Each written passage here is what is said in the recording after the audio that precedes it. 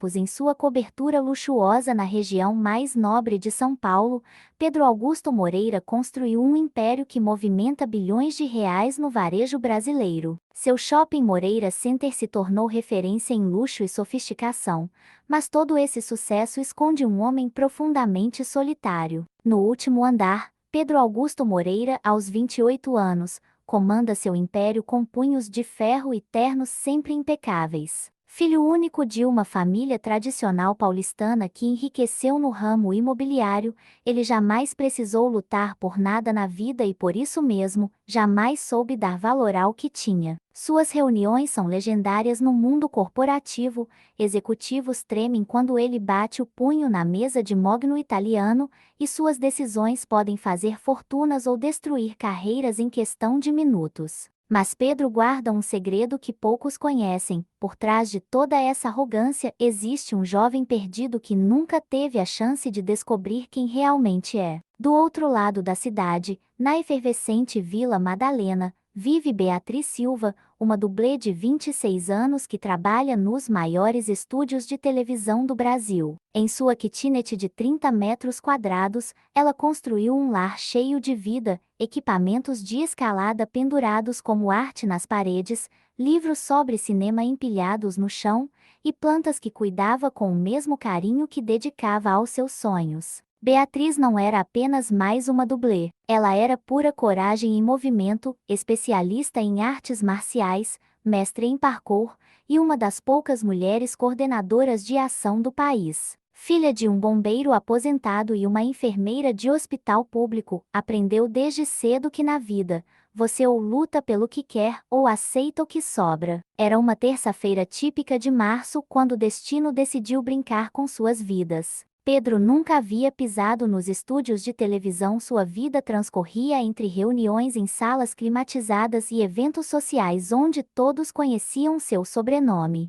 Mas naquela tarde, estava ali por um motivo específico. Seu primo Rodrigo, um ator em decadência, havia se metido numa encrenca amorosa. Você precisa me ajudar, primo, Rodrigo havia implorado. A Marina marcou um encontro comigo nos estúdios, mas vai trazer uma amiga. Se você não vier como meu assessor, ela vai cancelar tudo. Marina Santos era diretora de casting de uma grande emissora, ex-namorada de Rodrigo e melhor amiga de Beatriz, uma mulher forte que cresceu profissionalmente depois de terminar um relacionamento tóxico. Enquanto esperavam na recepção dos estúdios, Pedro observava o movimento frenético do Projac com fascínio e desconforto. Atores corriam entre os sets, técnicos carregavam equipamentos pesados, assistentes coordenavam gravações. Era um mundo completamente diferente do ambiente controlado de seus negócios. Foi quando ouviram o estrondo, um barulho ensurdecedor vindo do estúdio ao lado, seguido de gritos e correria. Pedro e Marina correram para ver o que havia acontecido, e o que encontraram mudou tudo. Uma mulher morena, de macacão preto e cabelos presos, estava pendurada a 5 metros de altura numa estrutura de ferro, segurando apenas por uma das mãos. Beatriz, você está bem? Gritou alguém da equipe técnica. A mulher que Pedro logo descobriria ser Beatriz balançou a cabeça e, num movimento que desafiava a gravidade, se impulsionou para cima. Com a agilidade de uma atleta olímpica, ela desceu pela estrutura metálica até chegar ao chão em segurança, como se aquilo fosse a coisa mais natural do mundo. Tô ótima, ela gritou, sorrindo apesar do susto. Mas vou ter que descer por aqui mesmo. A escada de segurança entortou na queda. Pedro observou, fascinado e horrorizado ao mesmo tempo. Nunca havia conhecido alguém que tratasse o perigo com tanta naturalidade, que transformasse o medo em adrenalina pura. Bia, vem cá. Marina a chamou, quero te apresentar alguém. Beatriz se aproximou limpando as mãos num pano, suor escorrendo pelo rosto, mas sorrindo como se nada demais tivesse acontecido. Quando seus olhos encontraram os de Pedro, houve um momento de reconhecimento inexplicável, como se duas almas se identificassem instantaneamente. Esse é o Pedro, primo do Rodrigo. Marina fez as apresentações. Beatriz estendeu a mão suja de graxa, o famoso herdeiro do shopping. Pedro hesitou antes de apertar a mão dela. Nunca havia tocado em mãos calejadas, ásperas de tanto trabalho manual. Era uma textura completamente nova para alguém acostumado apenas com apertos de mão de executivos de escritório. Pedro Augusto Moreira, ele se apresentou com o sorriso empresarial que usava em reuniões. E você é a coordenadora de ação, completou, surpreendendo Beatriz com um tom respeitoso. Pessoas como ele costumavam tratá-la como mera funcionária, não como profissional especializada. Quando Rodrigo finalmente chegou, atrasado como sempre, Pedro fez um convite inesperado: gostaria de convidar vocês para jantar no meu restaurante. É o mínimo que posso fazer depois de conhecer melhor este mundo incrível. Beatriz hesitou. Jantar com socialites não era exatamente seu programa favorito, mas Marina a encorajou. O Jardim Secreto era o tipo de restaurante que Beatriz só conhecia através de stories no Instagram. Localizado numa mansão restaurada nos jardins, tinha cascatas artificiais, jardins verticais e uma carta de vinhos que custava mais que seu salário mensal. Mas algo mágico aconteceu durante aquele jantar: as barreiras sociais começaram a se dissolver. Pedro descobriu que rir de verdade era algo que não fazia há muito tempo. Beatriz percebeu que por trás da arrogância existia um jovem inteligente e sensível. Marina e Rodrigo observavam, surpresos, como dois mundos completamente opostos conseguiam se conectar através de conversas genuínas sobre sonhos, medos e aspirações. Por volta das 10 da noite, uma tempestade tropical típica de São Paulo começou a cair. Chuva forte, raios cortando o céu, vento que balançava as árvores do restaurante. Os aplicativos de transporte cancelaram as corridas. Era impossível circular com segurança naquelas condições climáticas extremas. Vocês podem vir para minha cobertura, Pedro ofereceu naturalmente. Tem quartos de sobra e amanhã cedo o motorista leva vocês onde precisarem. Marina e Rodrigo aceitaram imediatamente, mas Beatriz hesitou. Dormir na casa de um estranho, mesmo que rico e aparentemente educado, não estava em seus planos. A cobertura de Pedro era um daqueles apartamentos de revista, 400 metros quadrados, pé direito duplo, uma parede inteira de vidro com vista panorâmica da cidade. Arte contemporânea nas paredes, móveis de design italiano, uma piscina na varanda que mais parecia instalação artística do que área de lazer. É bonito, Beatriz reconheceu, andando até a janela, mas deve ser solitário. A observação atingiu Pedro em cheio. Era solitário, terrivelmente solitário. Toda aquela ostentação não conseguia preencher o vazio de uma vida sem conexões genuínas, sem pessoas que o amassem por quem ele realmente era, não pelo que possuía. Depois que Marina e Rodrigo foram dormir, Pedro e Beatriz ficaram na varanda, observando São Paulo através da tempestade. Ela havia trocado de roupa usando uma camiseta e calça de moletom emprestadas e estava descalça, cabelos soltos, completamente diferente da dublê durona que ele conhecera mais cedo. Você sempre morou aqui? Ela perguntou, encostada no parapeito de vidro. Desde que meus pais morreram, ele respondeu com uma sinceridade que o surpreendeu. Tinha 16 anos. Acidente de avião quando voltavam de uma viagem de negócios na Europa. Deve ter sido difícil assumir tudo tão jovem, Beatriz disse com genuína compaixão.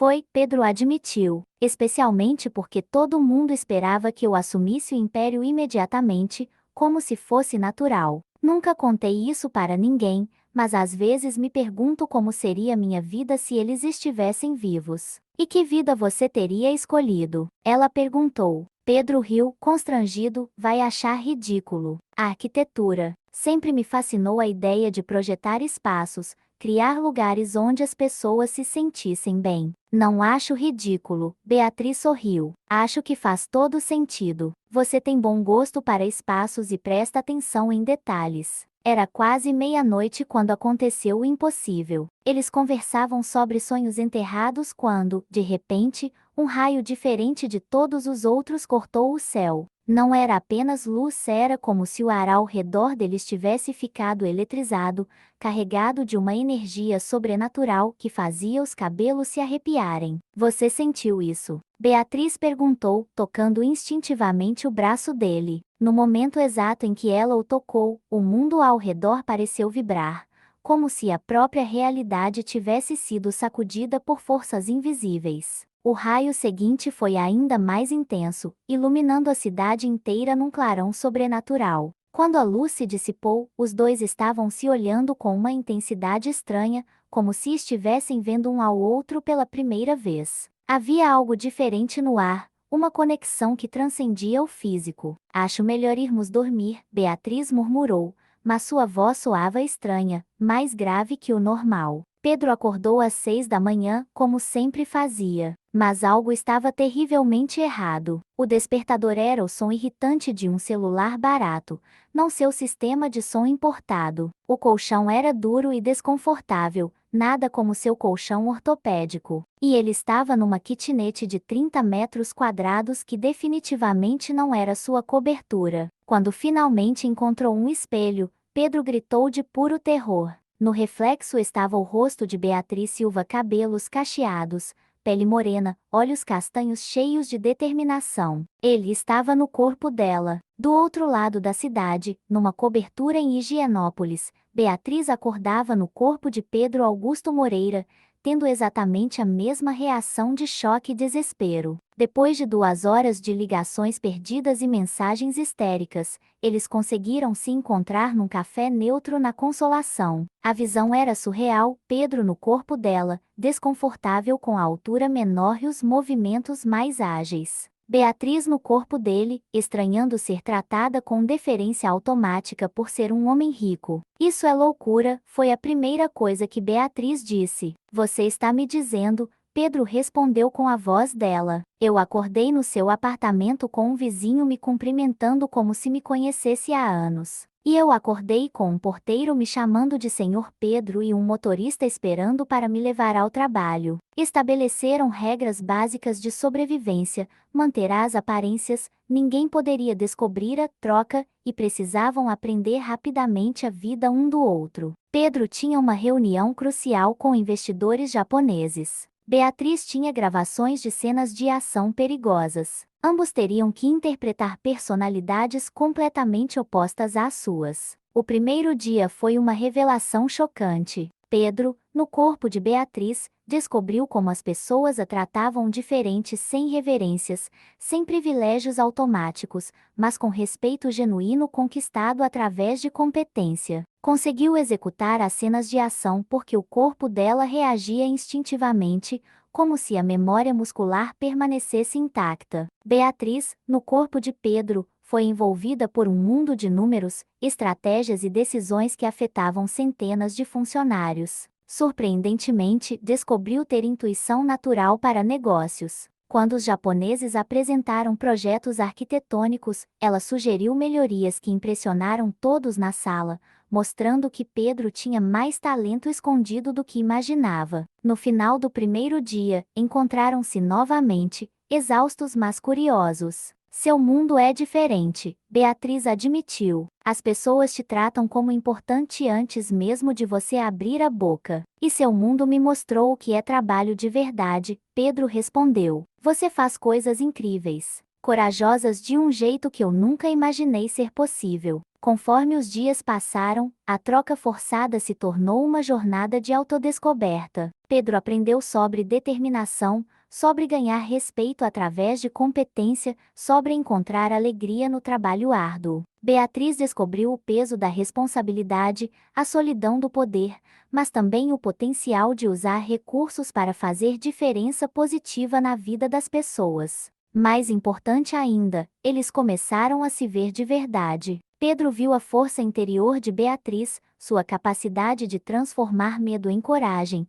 de encontrar beleza mesmo nas condições mais simples. Beatriz viu a sensibilidade escondida de Pedro, sua inteligência genuína, seu desejo reprimido de criar algo significativo no mundo. A troca durou exatos 7 dias. Na mesma varanda onde tudo começou, durante outra tempestade, eles sentiram a mesma energia sobrenatural no ar. Desta vez, estavam preparados. Seguraram as mãos enquanto os raios cortavam o céu, e quando a luz se dissipou, estavam de volta aos próprios corpos. Mas algo havia mudado irreversivelmente entre eles. Não era apenas atração física, era reconhecimento profundo, respeito mútuo, amor que nascia da compreensão genuína de quem o outro realmente era. Pedro havia encontrado alguém que o desafiava a ser melhor. Beatriz havia encontrado alguém que a valorizava por sua força, não apesar dela. 6 meses depois, Pedro vendia suas ações do shopping para investir numa produtora independente de cinema,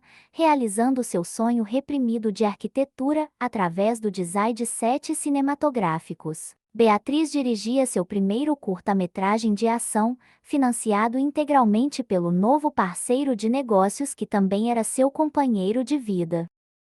Na premiere do filme, realizada curiosamente no terraço do mesmo restaurante onde tudo começou, eles brindaram não apenas ao sucesso profissional, mas à magia inexplicável que os tinha juntado. Você ainda acha que foi coincidência? Beatriz perguntou, olhando as estrelas. Acho que algumas conexões transcendem a lógica, Pedro respondeu, beijando-a suavemente.